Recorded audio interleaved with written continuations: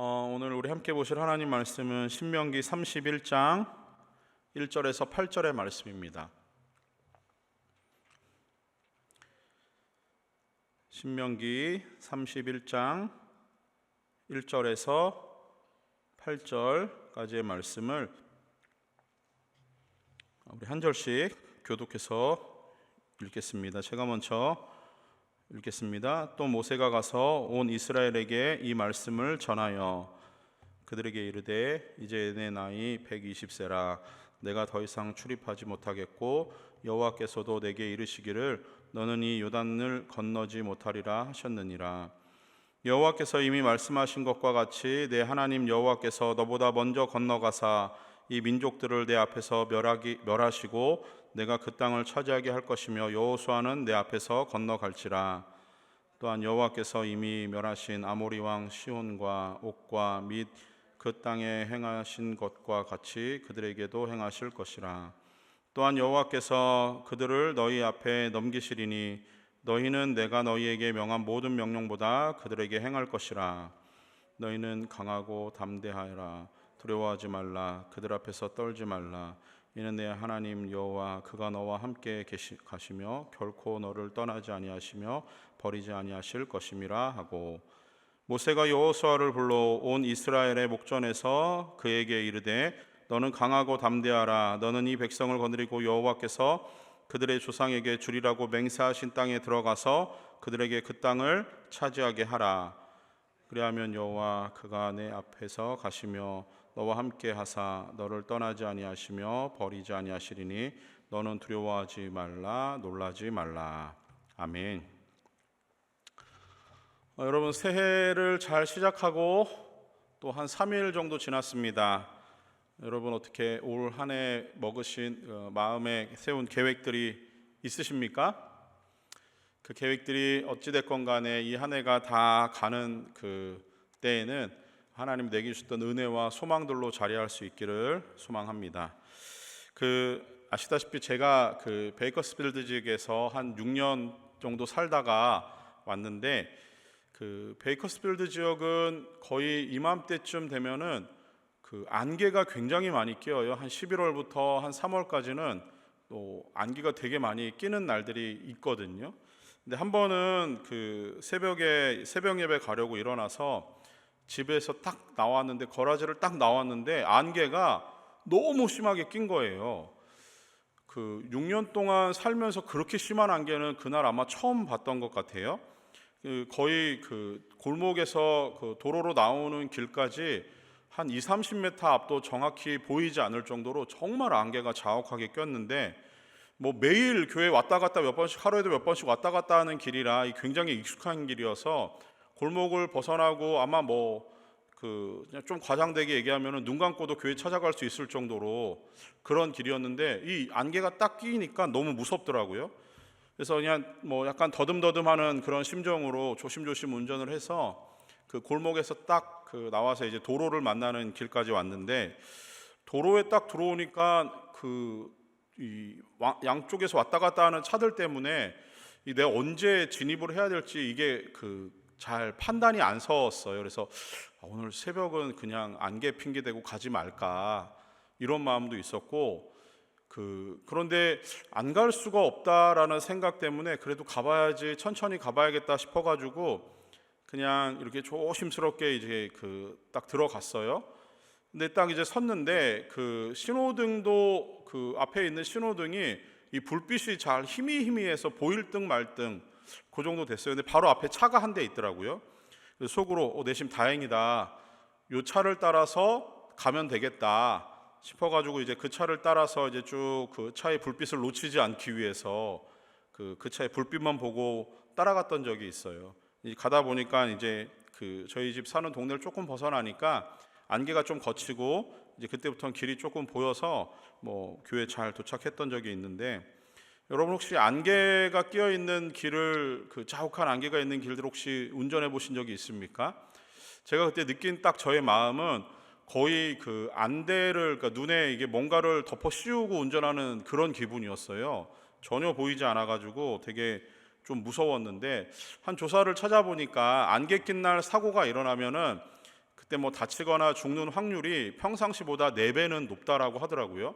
그만큼 안개가 끼어 있으면 사람들이 조심조심 운전도 하겠지만 그때 나는 사고가 훨씬 더 위험하다라고 하는 것을 놓고 봤을 때는 이게 뭔가 그 희뿌연하고 보이지 않는 이 불안한 상황 가운데서 운전하는 거는 되게 위험한 일인 것 같긴 해요.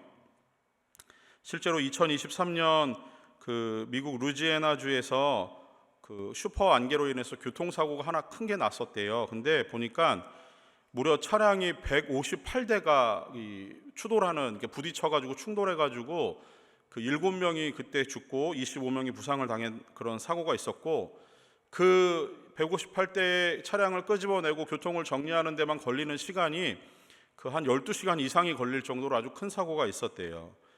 그리고 또 안개와 관련된 사고를 찾아보니까 2024년 5월 얼마 안 됐는데 미국 오하이오주에서 안개로 인한 사고 중에 사고가 하나 있었는데 이게 그 테슬라가 일으킨 사고였어요. 테슬라 이렇게 주행하는 기능 중에 그 FSD라는 기능을 아십니까? 뭐 Full Self Driving이라고 하더라고요.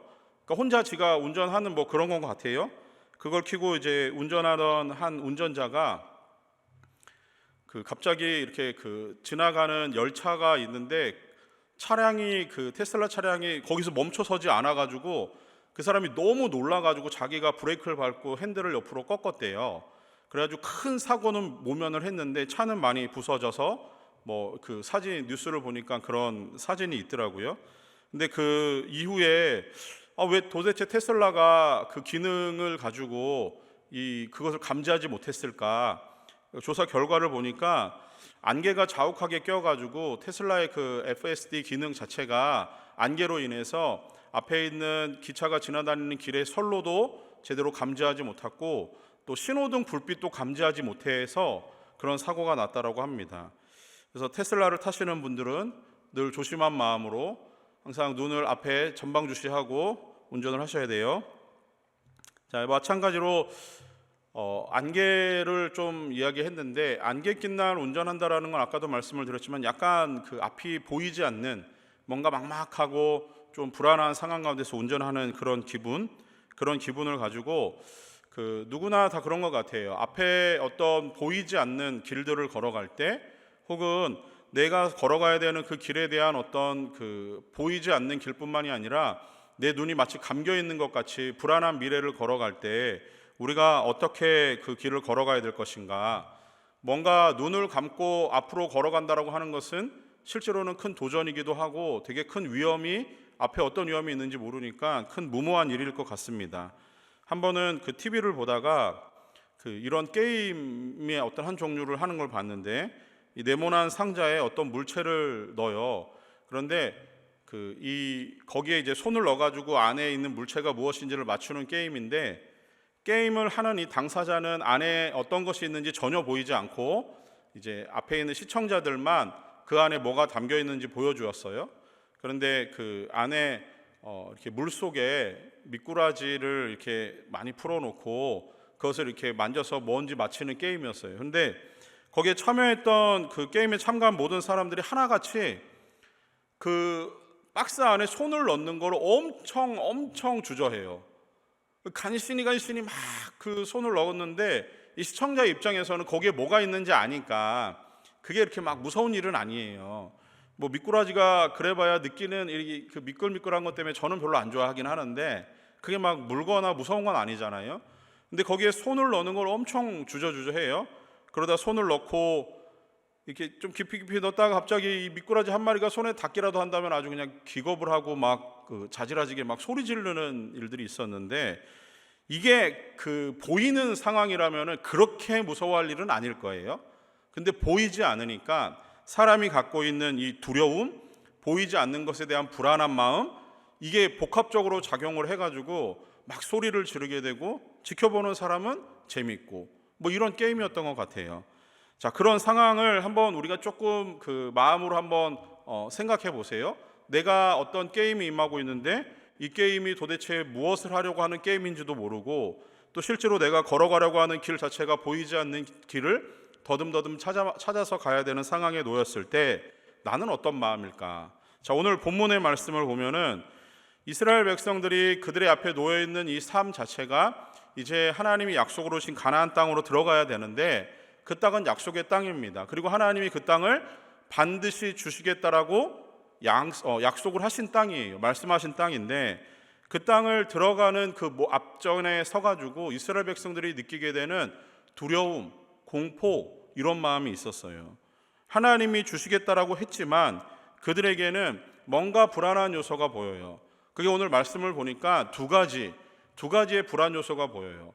근데 이 두 가지의 불안 요소가 실제로 우리의 삶에 항상 우리를 불안하게 만드는 그것이라고 생각해 봤을 때는 오늘 말씀이 우리에게 그러면 우리의 이 불안을 어떻게 떨치고 가야 되는지에 대한 아주 중요한 말씀을 줄 겁니다. 자, 이스라엘 백성들이 약속의 땅을 바라보면서 가야 되는데 그들이 갖고 있는 두 가지의 불안 요소는 뭐였냐면 첫 번째는 상황이 변하는 것에 대한 두려움을 가지고 있어요. 그들이 예측하고 생각하는 것보다 상황이 달라지는 것에 대한 두려움은 가지고 있는 거예요. 이게 2절 말씀을 우리가 읽었지만 한 번 더 보시면은 2절 말씀에서 그들에게 이르되 이제 내 나이 120세라 내가 더 이상 출입하지 못하겠고 여호와께서도 내게 이르시기를 너는 이 요단을 건너지 못하리라 하셨느니라 라는 거예요. 자, 이게 지금 모세가 그 마지막 설교를 하는 부분이거든요. 이스라엘을 애굽에서부터 이끌고 나왔던 모세도 이제 어느덧 나이가 120살이 되었어요. 그리고 광야에서 지냈던 세월도 40년이라는 세월이 지났습니다. 그리고 하나님이 40년이 흐른 후에 이제 비로소 약속의 땅을 주려고 모세를 데리고 나가요. 그런데 가나안을 바라보면서 모세가 안고 있는 현실적인 문제가 두 가지예요. 하나는 그의 나이가 많았다라는 것. 근데 그거는 솔직히 중요한 문제는 아니었던 것 같아요. 그 다음에 나오는 게 더 중요해요. 모세는 그 땅을 하나님이 주시려고 하는 가나안 땅을 들어갈 수 없어요. 하나님이 하시는 말씀이 너는 요단강을 건너지 못하겠다라고 하신 거예요. 그 이유는 모세가 지었던 죄 때문에 하나님이 그를 가나안 땅에 들이지 않으시겠다라고 하는 말씀이 있는데 어찌 되었건 이스라엘 백성들에게 있어서는 그들을 40년 동안 광야에서 인도해 줬던 지도자가 사라지는 상황이에요. 이 상황은 이스라엘 백성들이 생각하지 못했던 일이에요. 가나안 땅이 앞에 있고 들어가기만 하면 되는 땅인데 차지만 하면 되는 거예요. 근데 그것은 모든 상황에서는 모세가 거기에 같이 있었던 거거든요. 근데 이 말씀을 주는 하나님의 이 시점에서 모세가 이스라엘 백성들에게 이야기하기를 나는 너희와 같이 가지 못해. 이유는 하나님이 나를 이 요단을 건너지 못하게 하실 거기 때문에. 이스라엘 백성들이 생각하기에는 모세의 존재가 사라진다라고 하는 것 자체가 그들에게는 큰 부담이에요. 왜냐하면 이스라엘 백성들에게 있어서 모세는 그들이 인도했던 단순한 지도자 그 이상이었거든요. 하나님의 말씀을 대언해서 증거하는 사람이었을 뿐만이 아니라 하나님과 이스라엘 백성들 사이에서 중재자의 역할을 했던 사람이에요. 그런 지도자가 사라진다라고 하면은 이제 더 이상 그들의 뜻을, 하나님의 뜻을 그들에게 전달해 줄 사람도 없을 것이고, 그리고 또 하나님과 이스라엘 백성들 사이에서 중재해 줄 만한 사람이 생기지 않은 거예요. 그러니 이스라엘 백성들에게 있어서는 큰 문제인 거죠. 실제로 광야에서 살았던 40년의 시간이 이스라엘 백성들은 하나님을 향해서 불평과 불만을 쏟아냈던 시간들이었어요. 그러다 보니까 하나님과 중재해 줄 만한 중개자가 없으면 이스라엘 백성들은 언제 하나님 앞에서 진노의 대상으로 바뀌어서 그들이 멸절당하게 될지 모르는 상황을 여러 번 경험을 했습니다. 그 모든 상황에서 모세가 가로막았던 거예요. 자, 이제 그런데 이 모세가 이제 하나님께서 그를 들이지 않으신다라고 해요. 그래서 이스라엘 백성들에게 있던 첫 번째 두려움은 그들이 생각하지 못했던, 예측하지 못했던 새로운 상황이 변화돼서 그 상황을 맞닥뜨려야 되는 이 시점에 그들은 두려움을 느끼고 있었다라고 하는 겁니다. 두 번째는, 이스라엘 백성들이 두려움을 느끼는 두 번째 이유는 이제 그들에게 맞닥뜨려 있는 현실의 문제예요. 그들이 부딪혀야 되는 현실에 대한 두려움이 그들에게 있는 거예요. 자, 모세는 가지 않는다라고 해요. 자, 지금까지 40년의 광야 생활을 가만히 돌아보건대 광야에서 있었던 생활은 그냥 전쟁과 같은 매일매일의 삶이었을 거예요. 여러분 혹시 캠핑 좋아하세요? 캠핑 가서 이렇게 텐트 쳐놓고 하룻밤 이틀밤 자면은 낭만도 있고 참 좋아요. 근데 거기서 평생을 40년을 살아야 된다라고 생각하면 그건 지옥이죠. 마실 물도 부족해요. 먹을 음식도 하나님이 공급해 주시지 않으면 이 음식이 끊기는 거예요. 그런 삶을 40년을 살아온 거예요. 그 속에서 아이들을 키워야 됐고, 그 속에서 아이들과 함께 이 막 뒹굴러야 했던 시간들이 40년의 세월이에요. 40년이면은 이제 한 세대가 물러가고 다음 세대가 이제 자라나는 시간 정도 됐을 겁니다. 자, 그렇게 40년이라는 시간을 지나오면서 몇 차례의 그 고비도 넘겨왔어요. 아말렉이 그 전쟁을 일으켜가지고 전쟁을 치른 적도 있고요.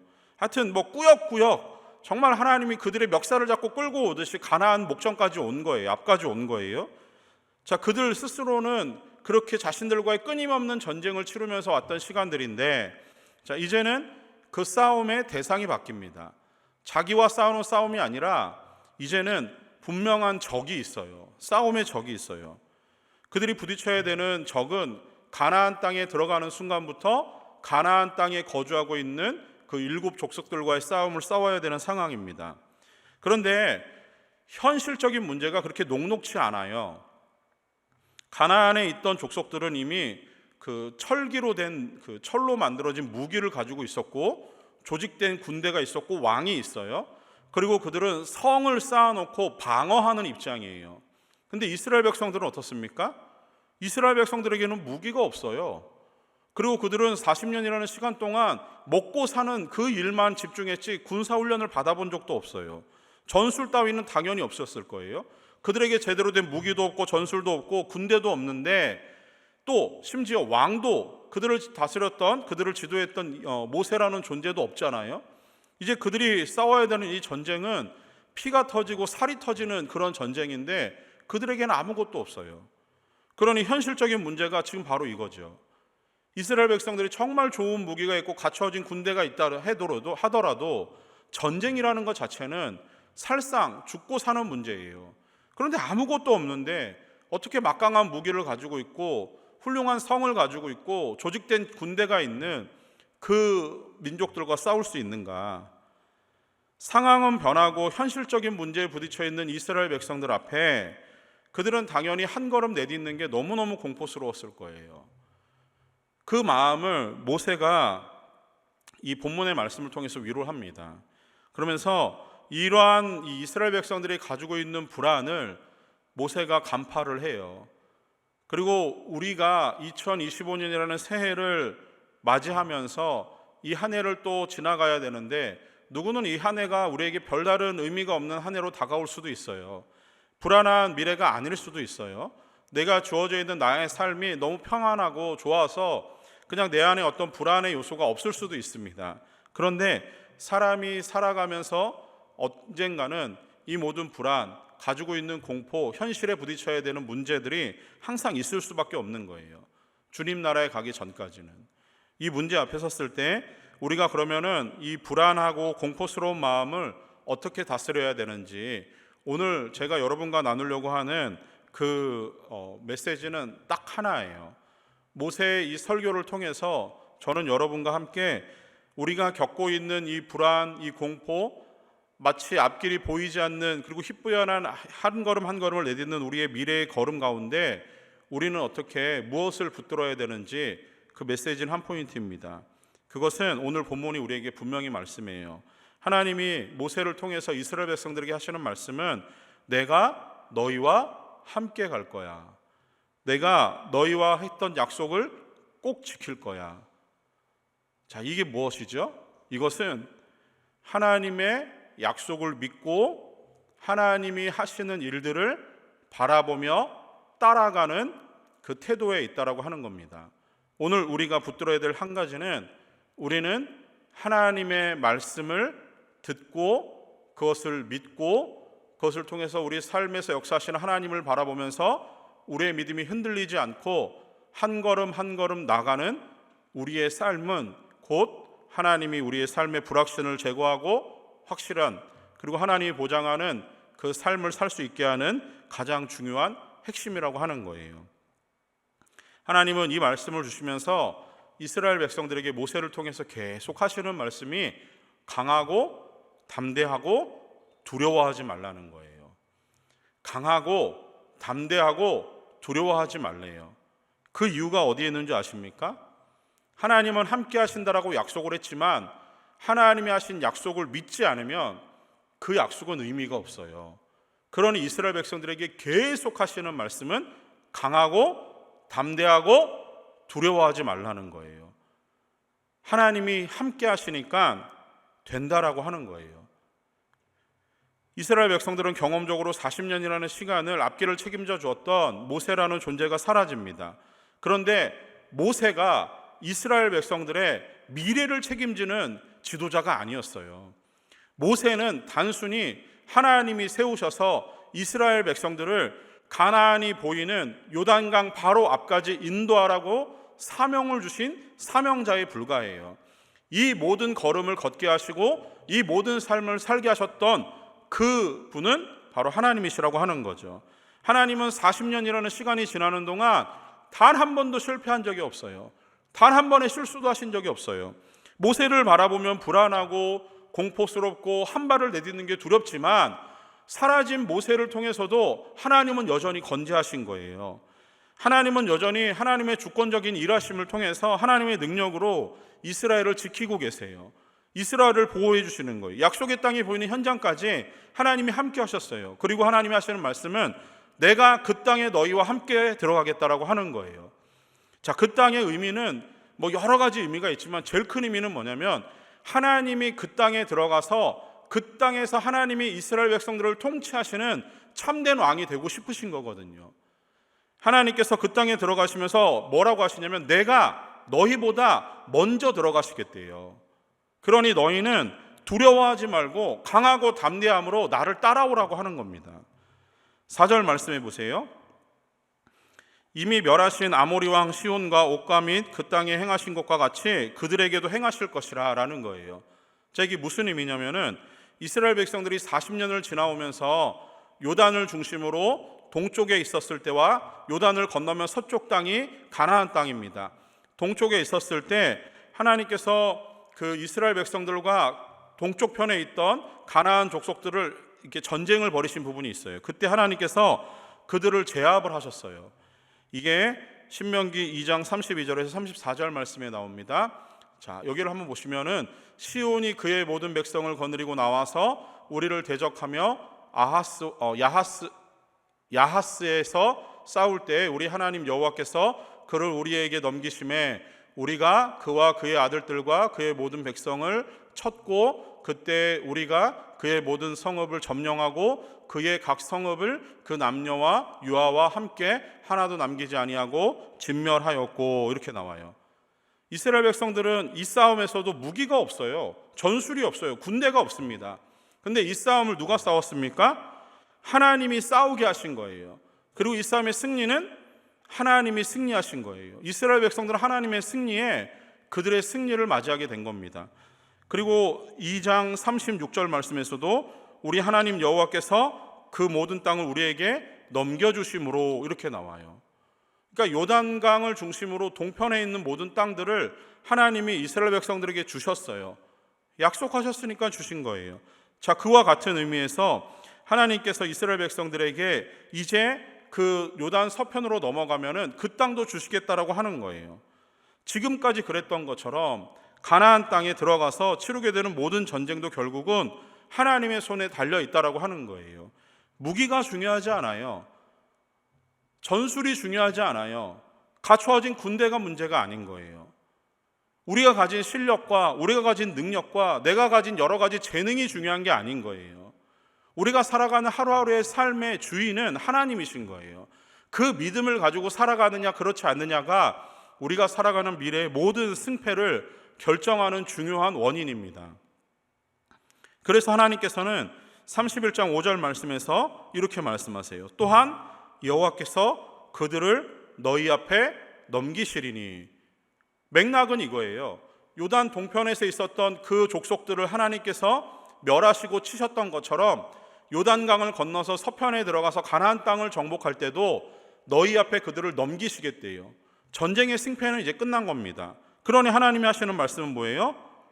두려워하지 말고 강하고 담대하라는 거예요. 전쟁의 승리와 전쟁의 패배는 이미 결정된 거예요. 그러니 하나님이 주시는 승리를 향해서 걸어가라고 하는 겁니다. 자, 근데 그때 하나님께서 모세를 통해서 이스라엘 백성들에게 아주 결정적인 한 가지 의미를 담아주세요. 오늘 본문의 7절 말씀에 있습니다. 모세가 여호와를 불러 온 이스라엘 목전에서 그에게 이르되 너는 강하고 담대하라. 너는 이 백성을 거느리고 여호와께서 그들의 조상에게 주리라고 맹세하신 땅으로 들어가서 그들에게 그 땅을 차지하게 하라는 거예요. 자, 여기 이 말씀을 보시면은 아주 중요한 한 문장이 있어요. 그게 뭐냐면은 여호와께서 그들의 조상에게 주리라고 맹세하신 땅이라는 거예요. 이게 무슨 의미냐면은 조상들에게 주겠다라고 약속하신 땅이라는 거예요. 다시 얘기해서 하나님은 요단강을 건너서 가나안 땅으로 들어가면은 그 땅은 조상들에게 주기로 약속한 땅이라는 거예요. 하나님은 이미 이것을 약속하셨다라고 하는 거예요. 여러분, 하나님의 말씀과 하나님의 약속은 같은 거예요. 하나님이 말씀하신 것은 하나도 이루어지지 않은 게 없습니다. 약속하신 것은 하나님은 반드시 지키세요. 그러니 건너가라고 하는 겁니다. 건너가는데 우리 하나님이 그렇게 우리를 건너가게 하는 우리의 마음에 한 가지 더 든든한 단어를 하나 주세요. 31장 우리가 읽은 본문의 3절 말씀에 보니까 여호와께서 이미 말씀하신 것과 같이 내 하나님 여호와께서 너보다 먼저 가시겠대요. 이 민족들을 내 앞에서 멸하시고 내가 그 땅을 차지하게 할 것이며 여호수아는 내 앞에서 건너갈지라 이렇게 나와요. 하나님이 너보다 먼저 가신대요. 여러분, 전쟁을 할 때 좋은 지휘관은 어떤 지휘관이 좋은지 아십니까? 전쟁을 할 때 이제 적군이 앞에 있어요. 그때 그 좋은 지휘관은 나를 따르라라고 하는 지휘관이래요. 반대로 자, 돌격 앞으로 하고 자기는 안 나가요. 전쟁은 너희만 싸워라, 나는 뒤에 있겠다라고 하는 지휘관은 정말 좋은 지휘관은 아니에요. 같이 가자, 내가 앞장서겠다, 나를 따르라 라고 하는 지휘관이 정말 좋은 지휘관이래요. 우리 하나님이 그러신 거예요. 여기서 너보다 먼저라고 하는 이 단어가 히브리어로 레파네카라고 하는 단어예요. 근데 이 단어가 어디서 왔냐면은 얼굴이라고 하는 의미를 가진 파나임이라는 단어에서 왔습니다. 다시 얘기해서 너보다 앞에 가신다, 너보다 먼저 가신다라고 하나님이 모세를 통해서 주신 의미가 어떤 의미냐면은 얼굴이 보이는 가까운 거리에 있다라고 하는 거예요. 그러니까 하나님이 이스라엘 백성들보다 먼저 가시는데 이스라엘 백성들이 하나님의 얼굴이 보일 만한 가까운 거리에서 하나님이 그들보다 먼저 가시겠다라고 하는 거예요. 이스라엘 백성들은 지금까지 살아오면서 모세라는 존재를 통해서 하나님이 일하시는 것을 끊임없이 봐왔어요. 하나님은 항상 이스라엘 백성들보다 한 걸음 먼저 하나님이 보이실 만한, 하나님의 얼굴이 보일 만한 거리에서 이스라엘 백성들보다 먼저 움직이셨습니다. 그런 의미에서 하나님이 이스라엘 백성들보다 먼저 가시는 거예요. 얼굴이 보일 정도로 가까운 거리에서. 제가 여기서 이렇게 여러분들을 쭉 보면은 대략적으로 여러분들이 이게 누구인지는 다 보이는데 그 정확하게 막 잘 안 보일 때는 좀 더 멀리 가면 잘 안 보여요. 그리고 여기가 너무 밝아가지고 저 뒤는 잘 안 보일 때가 있어요. 저 뒤에 우리 성진이는 등치로 알 수 있어요. 그런 것처럼 가까이 얼굴을 보고 있는 거예요. 하나님의 표정도 보고 하나님이 행하시는 일들을 보는 거예요. 그만큼 가까이서 하나님이 행하시겠다라고 하는 거예요. 이게 되게 중요한 거예요. 하나님은 우리와 멀리 계시지 않아요. 가까이 계시는 거예요. 종교개혁자였던 마틴 루터가 찬송가 585장을 이렇게 작사하고 작곡을 해요. 이 찬양이 뭐냐면 내 주는 강한 성이요 방패와 병기 되시니 큰 환난에서 우리를 구하여 내시리로다. 이 찬양을 해요. 근데 이 찬양이 이 루터가 작사하게 된 그 계기가 있어요. 당시 1517년 10월 31일에 이제 종교개혁을 하겠다라고 그 비텐베르그 성전에 이제 딱 95개 조의 반박문을 갖다 붙여요. 그리고 나서 루터의 삶은 완전히 망가집니다. 그의 삶이 얼마나 피폐해지냐면은 그가 원래 카톨릭 신부였거든요. 카톨릭에서 파문을 당해요. 그리고 쫓겨나요. 그리고 나서 이 거대한 그 카톨릭 집단과 맨몸으로 맞서 싸워야 되는 상황이었어요. 근데 당시 그 중세 유럽은 1000년이 넘는 시간 동안 교황권이 왕권을, 황제권을 이렇게 막 엎치락뒤치락 하는 시간도 있었지만 그 당시만 하더라도 교황권의 위력이 대단했을 때예요. 맨몸으로 그 당시 최고의 권력과 맞서 싸운다라고 하는 것은 루터에게는 쉬운 일은 아니었습니다. 마치 거대한 공룡과 작은 개미가 싸우는 싸움과 같았어요. 때로는 살해의 위협도 있었고 감옥에 갇히기도 했습니다. 신부로서 파면을 당해서 설 자리가 없어요. 루터가 그렇게 점점 자신의 삶에 두려움이 쌓이고 또 고통에 있는 어느 날, 하루는 루터의 아내가 이렇게 죽은 사람이 죽었을 때 입는 옷을 입고 그 루터 앞에 섭니다. 그리고 막 그 앞에서 울었어요. 그러면서 루터는 그 아내에게 누가 죽었냐고 물었고, 아내는 루터에게 하나님이 죽었습니다. 하나님이 죽지 않았다면은 당신이 어떻게 이렇게 두려워할 수 있느냐, 당신이 어떻게 절망할 수 있느냐라고 하면서 루터의 정신을 번뜩 깨웠습니다. 루터는 깨달았어요. 이 일이 자신의 힘으로 하는 일이 아니구나. 나보다 먼저 하나님이 한 걸음 앞에서 싸우시는구나. 그 순간 루터는 그 자리에서 벌떡 일어나서 이 찬양을 지었다라고 합니다. 그리고 그가 종교개혁의 그 위대한 일들을 하나님의 역사를 통해서 만들어가게 된 거예요. 사랑하는 여러분, 2025년 새해가 시작되었습니다. 우리 상황이 이전과 달라진 것이 없을 수도 있어요. 그런데 적어도 2024에서 2025라고 하는 숫자는 바뀌었잖아요. 여러분이 맞닥뜨리고 있는 상황은 언제 어떻게 변할지 모릅니다. 환경이 어떻게 달라질지 몰라요. 현실은 우리 앞에 다가오고 있습니다. 그러나 우리가 믿는 하나님, 우리가 알고 있는 하나님은 오늘 본문에서처럼 하나님은 여전히 변하지 않습니다. 이스라엘을 인도하셔서 나보다 먼저, 너희보다 먼저 한 걸음 앞에 가셨던 하나님이 반드시 여러분의 삶을 한 걸음 앞에서 인도하실 거라 믿습니다.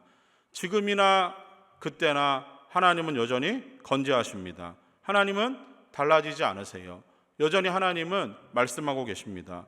무엇보다 우리는 모두 예수 그리스도를 믿음으로 구원을 얻은 사람들이에요. 하나님이 우리를 이렇게 사랑하셔서 아들 예수 그리스도를 보내주셨고 아들을 믿음으로 우리를 구원해 주셨습니다. 여러분은 이미 하나님께서 그 하나밖에 없는 독생하신 아들과 바꾸신 아주 소중한 존재예요. 그렇기 때문에 하나님은 여러분을 바라보는 가치가 예수 그리스도의 십자가의 가치로 여러분을 바라보고 계세요. 그러니 하나님이 여러분의 삶을 돕지 않을 이유가 없는 거예요. 여러분에게 맞닥뜨려 있는 새로운 미래, 혹시나 여러분이 부딪혀야 되는 새로운 현실 앞에서 주눅 들고 물러서지 마십시오. 여러분은 하나님의 자녀입니다. 그리고 여러분의 모든 상황을 바꿀 수 있는 능력은 하나님의 손 안에 있어요. 여러분이 부딪히는 현실의 문제는 하나님이 주도하시는 하나님의 능력의 손 안에 있는 줄 믿습니다.